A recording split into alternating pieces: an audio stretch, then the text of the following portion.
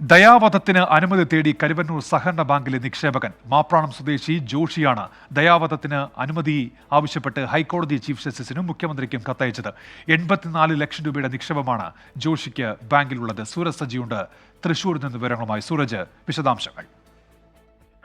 ഉന്മേഷ്, കരുവന്നൂർ സഹകരണ ബാങ്കിലെ നിക്ഷേപകനാണ് ഈ മാപ്രാണം സ്വദേശിയായിട്ടുള്ള ജോഷി. അദ്ദേഹത്തിന്റെ 84 രൂപയാണ് ഈ കരുവന്നൂർ ബാങ്കിൽ നിന്ന് ഇതുവരെ കിട്ടാനുള്ളത്. പക്ഷേ ബാങ്കിന്റെ കണക്ക് പ്രകാരം ഈ 72 ലക്ഷം രൂപയാണ് ജോഷിക്ക് നൽകാനുള്ളത് എന്നുള്ളതാണ് ബാങ്ക് അധികൃതർ ഔദ്യോഗികമായി അറിയിക്കുന്നത്. പക്ഷേ ജോഷി പറയുന്നത് ഈ ബാങ്കിലെ നിക്ഷേപം കിട്ടാത്തത് കൊണ്ട് തന്നെ തനിക്ക് തന്റെ ജീവിതം മുന്നോട്ട് പോകാത്ത ഒരു സാഹചര്യത്തിലാണുള്ളത്. കഴിഞ്ഞ 20 വർഷത്തിനിടെ 2 തവണ ട്യൂമർ ബാധിച്ച് സർജറി ഉൾപ്പെടെ നടത്തി 21 ശസ്ത്രക്രിയകളാണ് നടത്തിയത്. അതോടൊപ്പം ദീർഘമായ ചികിത്സകൾ അനുഭവിച്ചയാളാണ് താന്.